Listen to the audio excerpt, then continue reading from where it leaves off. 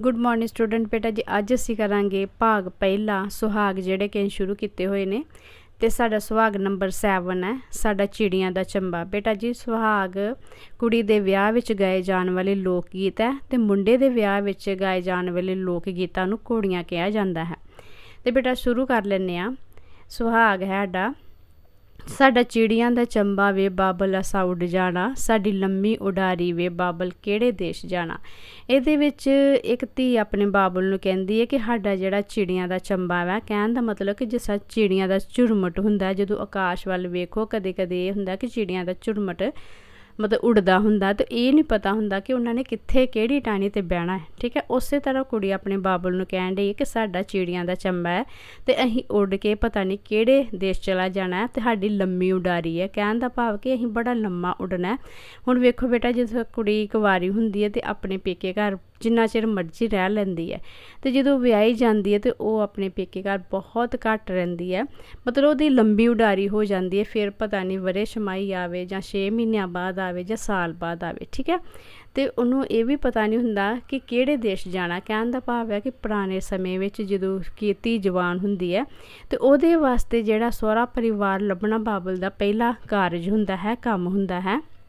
तो उन्होंने कुड़ी नूं ये भी नहीं पता हुंदा कि उन्हें कित्थे विआही जाना है। ठीक है बेटा, नैक्सट है तेरे महलों दे विच विच वे बाबल डोला नहीं लंघदा, एक इट पुटा देवां धीए घर जा अपने।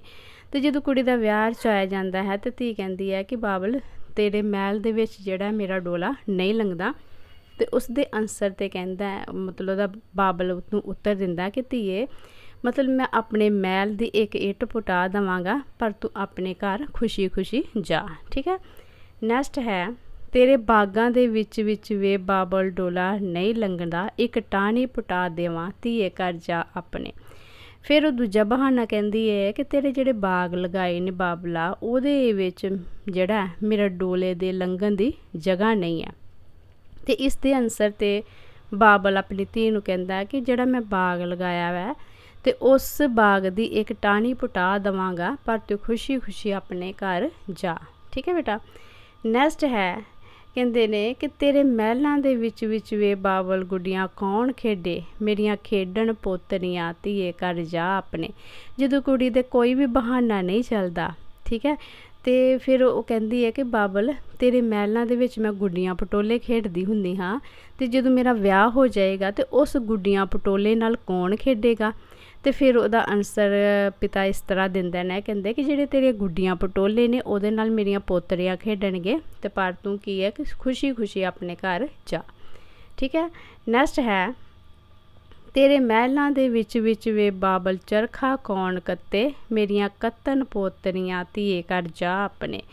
तो फिर वो कड़ी कहती है बहाना पाती है कि बाबल जे मैं विआही गई तो तेरे महलों में मैं तो चरखा कतदी हुन्नी हाँ, तो वह चरखा कौन कत्तेगा। तो इस दे उत्तर विच ओहदा बाबल कहंदा है कि धीए मेरियां पोतरियां तेरा चरखा कत्तनगियां तो इस करके तू खुशी खुशी अपने सहुरे घर जा। ठीक है बेटा, नैक्सट है मेरा सुट्टा कसीदा वे बाबल दस कौन कड्डे, मेरियां कड्डन पोतरियां धीए घर जा अपने। फिर कुड़ी जिहड़ी लास्ट बहाना मारदी है, कहंदी है कि बाबल जिहड़ा मैं कसीदा कट्टन आ ते ओह मेरा कौन कड्डेगा। कसीदा मतलब कि चादरां वगैरह, ठीक है, बैडशीट वगैरह पुराने समय विच जिहड़ा ही कोई भी जदों विआह हुंदा ही कुड़ी दा ते दाज दिंदे ही ते कुड़ियां कड्डदियां हुंदियां चादरां वगैरह। ठीक है, ते स्वैटर वगैरह खुद बुनदियां हुंदियां ही। अजकल ते मॉडर्न समा है तो हर कुछ रेडीमेड मिल जाता है सब कुछ। तो पुराने समय विच विआह दीयां तैयारियां पहलां ही कीतियां जांदियां ही। तो इस करके कुड़ी अपने बाबल नूं कहंदी है कि जिहड़ा मैं कसीदा कढ़दी हाँ वो जदों मेरा विआह हो गया तो कौन कड्डेगा। तो फिर बाबल कहंदा है कि धीए तेरा जिहड़ा कसीदा तू कढ़दी पई आ वो मेरियां पोतरियां कड्डणगियां, तो इस करके तू इस गल दी फिकर कीते बिना अपने सहुरे परिवार विच जा ते खुशी खुशी रह। ठीक है बेटा, इस तरह साडा सुहाग कंप्लीट हो गया। तो हुण असीं करांगे इहदे क्वेश्चन आंसर। तो जिहड़े इस तरह है, प्रश्न नंबर 1 है कहंदे साडा चिड़ियां दा चंबा सुहाग विच विआही गई धी दे पेके घर दे मोह विचों निकलण दी पीड़ा किवें प्रगटाई गई है। कहण दा मतलब है ਕਿ ਕੁੜੀ ਦਾ ਜਦੋਂ ਵਿਆਹ ਹੁੰਦਾ ਤਾਂ ਉਹਨੂੰ ਆਪਣਾ ਪੇਕਾ ਪਰਿਵਾਰ ਛੱਡਣਾ ਪੈਂਦਾ, ਤੇ ਉਸ ਪੀੜਾ ਨੂੰ ਕਿਵੇਂ ਦਰਸਾਇਆ ਗਿਆ ਹੈ ਇਸ ਸੁਹਾਗ ਵਿੱਚ? ਸਾਡਾ ਆਨਸਰ ਹੈ, ਜਦੋਂ ਧੀ ਦਾ ਵਿਆਹ ਰਚਾਇਆ ਜਾਂਦਾ ਹੈ ਤੇ ਧੀ ਵਾਸਤੇ ਆਪਣੇ ਬਾਬਲ ਦਾ ਘਰ ਛੱਡਣਾ ਬਹੁਤ ਔਖਾ ਹੁੰਦਾ ਹੈ। ਇਸ ਲਈ ਉਹ ਇਸ ਸੁਹਾਗ ਰਾਹੀਂ ਵਿਛੋੜੇ ਦੀ ਪੀੜਾ ਨੂੰ ਪ੍ਰਗਟ ਕਰਦੀ ਹੋਈ ਆਪਣੇ ਬਾਬਲ ਅੱਗੇ ਤਰਲਾ ਕਰਦੀ ਹੈ ਕਿ ਉਸ ਦੇ ਮਹਿਲ ਤੇ ਬਾਗਾਂ ਵਿੱਚੋਂ ਉਸ ਦੇ ਡੋਲੇ ਦੇ ਲੰਘਣ ਜੋਗਾ ਰਾਹ ਨਹੀਂ ਹੈ। ਪਰ ਜਦੋਂ ਉਸ ਦਾ ਇਹ ਬਹਾਨਾ ਵੀ ਨਹੀਂ ਚੱਲਦਾ ਤਾਂ ਉਹ ਕਹਿੰਦੀ ਹੈ, ਜੇ ਉਹ ਵਿਆਹੀ ਗਈ ਤਾਂ ਉਸ ਦੇ ਮਗਰੋਂ ਉਸ ਦੀਆਂ ਗੁੱਡੀਆਂ ਪਟੋਲੇ ਨਾਲ ਕੌਣ ਖੇਡੇਗਾ, ਉਸ ਦਾ ਚਰਖਾ ਕੌਣ ਕੱਤੇਗਾ ਤੇ ਉਸ ਦਾ ਕਸੀਦਾ ਕੌਣ ਕੱਢੇਗਾ। ਅਜਿਹੇ ਬਹਾਨੇ ਬਣਾ ਕੇ ਧੀ ਆਪਣੇ ਬਾਬਲ ਨੂੰ ਕਹਿੰਦੀ ਹੈ ਕਿ ਉਹ ਉਸ ਨੂੰ ਸਹੁਰੇ ਘਰ ਨਾ ਭੇਜੇ, ਸਗੋਂ ਸਦਾ ਵਾਸਤੇ ਆਪਣੇ ਹੀ ਘਰ ਰੱਖ ਲਵੇ। ਠੀਕ ਹੈ ਬੇਟਾ ਜੀ। ਨੈਕਸਟ ਹੈ ਸਾਡਾ ਚਿੜੀਆਂ ਦਾ ਚੰਬਾ। ਸੁਹਾਗ ਵਿੱਚ ਬਾਬਲ ਆਪਣੀ ਵਿਆਹੀ ਗਈ ਧੀ ਦੇ ਪੇਕੇ ਘਰ ਰਹਿਣ ਦੇ ਕਿਸੇ ਤਰਲੇ ਨੂੰ ਕਿਉਂ ਨਹੀਂ ਮੰਨ ਰਿਹਾ? ਤੇ ਸਾਡਾ ਆਨਸਰ ਹੈ, ਇਸ ਸੁਹਾਗ ਵਿੱਚ ਬਾਬਲ ਆਪਣੀ ਧੀ ਦੇ ਤਰਲੇ ਇਸ ਕਰਕੇ ਨਹੀਂ ਮੰਨ ਰਿਹਾ ਕਿਉਂਕਿ ਉਹ ਜਾਣਦਾ ਹੈ ਕਿ ਧੀ ਦਾ ਵਿਆਹ ਕਰਕੇ ਉਸ ਨੂੰ ਸਹੁਰੇ ਘਰ ਭੇਜਣ ਦੀ ਰਸਮ ਮੁੱਢੋਂ ਚਲੀ ਆ ਰਹੀ ਹੈ। ਮਤਲਬ ਪੁਰਾਣਾ ਰਿਵਾਜ ਹੈ, ਪੁਰਾਣੇ ਰੀਤੀ ਰਿਵਾਜ ਨੇ। ਠੀਕ ਹੈ, ਅਤੇ ਉਹ ਵੀ ਸੰਸਾਰਿਕ ਰਸਮਾਂ ਰਿਵਾਜਾਂ ਵਿੱਚ ਬੱਝਾ ਹੋਇਆ ਹੈ। ਠੀਕ ਹੈ ਬੇਟਾ ਜੀ। ਨੈਕਸਟ ਹੈ 3rd ਨੰਬਰ 'ਤੇ ਸਾਡਾ ਚਿੜੀਆਂ ਦਾ ਚੰਬਾ ਵੇ। ਸੁਹਾਗ ਵਿੱਚ ਧੀ ਆਪਣੇ ਬਾਬਲ ਦੇ ਘਰ ਨੂੰ ਵਡਿਆਉਂਦੀ ਹੈ, ਦੱਸੋ ਕਿਵੇਂ? ਵਡਿਆਉਂਦੀ ਮਤਲਬ ਹੁੰਦਾ ਤਾਰੀਫ ਕਰਦੀ ਪਈ ਹੈ, ਦੱਸੋ ਕਿਵੇਂ? ਸਾਡਾ ਆਨਸਰ ਹੈ, ਇਸ ਸੁਹਾਗ ਵਿੱਚ ਧੀ ਆਪਣੇ ਬਾਬਲ ਦੇ ਘਰ ਨੂੰ ਮਹਿਲ ਕਹਿ ਕੇ ਵਡਿਆਉਂਦੀ ਹੈ ਜੋ ਕਿ ਬਾਗਾਂ ਵਿੱਚ ਘਿਰਿਆ ਹੋਇਆ ਹੈ। ਕਹਿਣ ਦਾ ਮਤਲਬ ਕਿ ਬਾਗਾਂ ਦੇ ਆਲੇ ਦੁਆਲੇ ਮਤਲਬ ਮਹਿਲ ਹੈ ਤੇ ਉਹਦਾ ਘਰ ਜਿਹੜਾ ਬਾਗਾਂ ਦੇ ਉਹਦੇ ਘਰ ਦੇ ਆਲੇ ਦੁਆਲੇ ਬਾਗ ਹੀ ਬਾਗ ਨੇ। ਕਹਿਣ ਦਾ ਮਤਲਬ ਕਿ ਬਾਗ ਦੇ ਵਿੱਚ ਉਹਦਾ ਘਰ ਬਣਿਆ ਹੋਇਆ ਹੈ ਜਿਹਨੂੰ ਮਹਿਲ ਕਹਿ ਰਹੀ ਹੈ ਧੀ। ਠੀਕ ਹੈ ਬੇਟਾ।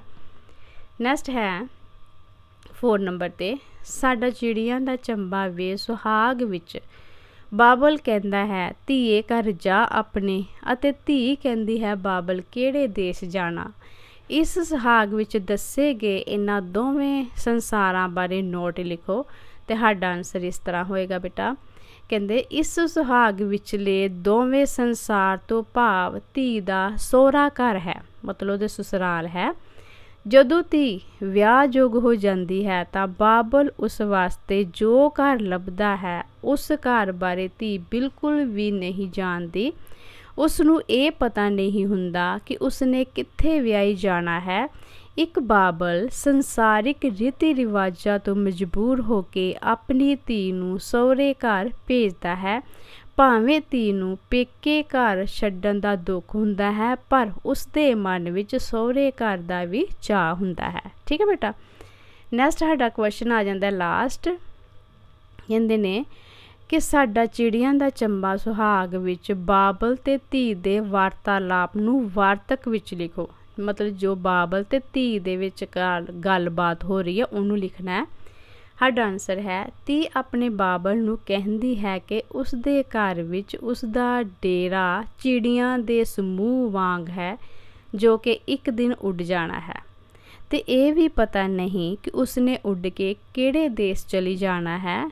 ਵਿਆਹ ਵੇਲੇ ਪੇਕੇ ਘਰ ਦੇ ਵਿਛੋੜੇ ਕਾਰਨ ਦੁਖੀ ਧੀ ਆਪਣੇ ਪੇਕੇ ਘਰ ਨੂੰ ਛੱਡ ਕੇ ਜਾਣਾ ਨਹੀਂ ਚਾਹੁੰਦੀ। ਇਸ ਲਈ ਉਹ ਆਪਣੇ ਬਾਬਲ ਅੱਗੇ ਤਰਲਾ ਕਰਦੀ ਹੈ ਕਿ ਉਸ ਦੇ ਮਹਿਲ ਵਿੱਚੋਂ ਉਸ ਦਾ ਡੋਲਾ ਨਹੀਂ ਲੰਘਦਾ, ਇਸ ਕਰਕੇ ਉਹ ਉਸ ਨੂੰ ਘਰ ਹੀ ਰੱਖ ਲਵੇ। ਇਸ ਦੇ ਉੱਤਰ ਵਿੱਚ ਬਾਬਲ ਕਹਿੰਦਾ ਹੈ ਕਿ ਉਹ ਆਪਣੇ ਮਹਿਲ ਦੀ ਇੱਕ ਇੱਟ ਪੁਟਾ ਦੇ ਕੇ ਉਸ ਦੇ ਡੋਲੇ ਦੇ ਲੰਘਣ ਜੋਗਾ ਰਾਹ ਬਣਾ ਦੇਵੇਗਾ ਤੇ ਉਹ ਖੁਸ਼ੀ-ਖੁਸ਼ੀ ਆਪਣੇ ਸਹੁਰੇ ਘਰ ਜਾਵੇ। ਫਿਰ ਧੀ ਆਪਣੇ ਬਾਬਲ ਨੂੰ ਕਹਿੰਦੀ ਹੈ ਕਿ ਉਸ ਦੇ ਬਾਗਾਂ ਵਿੱਚੋਂ ਡੋਲੇ ਦੇ ਲੰਘਣ ਜੋਗੀ ਥਾਂ ਨਹੀਂ, ਤੇ ਬਾਬਲ ਕਹਿੰਦਾ ਹੈ ਉਹ ਆਪਣੇ ਬਾਗ ਦੀ ਇੱਕ ਟਾਹਣੀ ਵਢਾ ਕੇ ਉਸ ਦੇ ਡੋਲੇ ਜੋਗਾ ਰਾਹ ਬਣਾ ਦੇਵੇਗਾ ਤੇ ਉਹ ਖੁਸ਼ੀ-ਖੁਸ਼ੀ ਆਪਣੇ ਸਹੁਰੇ ਘਰ ਜਾਵੇ।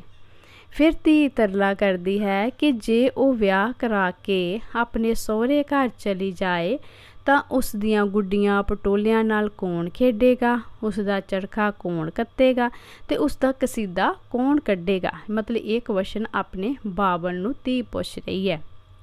ਉਸ ਦਾ ਬਾਬਲ ਉੱਤਰ ਦਿੰਦਾ ਹੈ ਕਿ ਉਸ ਦੇ ਜਾਣ ਮਗਰੋਂ ਉਸ ਦੀਆਂ ਪੋਤਰੀਆਂ ਉਸ ਦੀਆਂ ਗੁੱਡੀਆਂ ਪਟੋਲਿਆਂ ਨਾਲ ਖੇਡਣਗੀਆਂ, ਉਸ ਦਾ ਚਰਖਾ ਕੱਤਣਗੀਆਂ ਤੇ ਉਸ ਦਾ ਕਸੀਦਾ ਵੀ ਕੱਢਣਗੀਆਂ, ਇਸ ਲਈ ਉਹ ਖੁਸ਼ੀ ਖੁਸ਼ੀ ਆਪਣੇ ਸਹੁਰੇ ਘਰ ਜਾਵੇ। ਠੀਕ ਹੈ ਬੇਟਾ, ਇਸ ਤਰ੍ਹਾਂ ਸਾਡਾ ਇਹ ਸੁਹਾਗ ਤੇ ਕੁਐਸਚਨ ਆਨਸਰ ਕੰਪਲੀਟ ਹੋ ਗਏ ਨੇ। ਤੇ ਬੇਟਾ ਇਹਨਾਂ ਨੂੰ ਅੱਛੀ ਤਰ੍ਹਾਂ ਕਰ ਲੈਣਾ, ਯਾਦ ਕਰਨਾ, ਕਿਉਂਕਿ ਮੋਸਟਲੀ ਆ ਜਾਂਦੇ ਹੈਗੇ ਨੇ। ਤੇ ਜਿਹੜੇ ਛੋਟੇ ਕੁਐਸਚਨ ਆਨਸਰ ਵੀ ਆਣਗੇ ਤੇ ਲੌਂਗ ਕੁਐਸਚਨ ਆਨਸਰ ਵੀ ਆਣਗੇ। ਤੇ ਅੱਗੇ ਅਸੀਂ ਨੈਕਸਟ ਸੁਹਾਗ ਕਰਾਂਗੇ। ਇਹਨਾਂ ਨੂੰ ਅੱਛੀ ਤਰ੍ਹਾਂ ਲਰਨ ਕਰੋ। ਟੇਕ ਕੇਅਰ ਤੇ ਮਿਲਦੇ ਹਾਂ ਨੈਕਸਟ ਵੀਡੀਓ 'ਚ।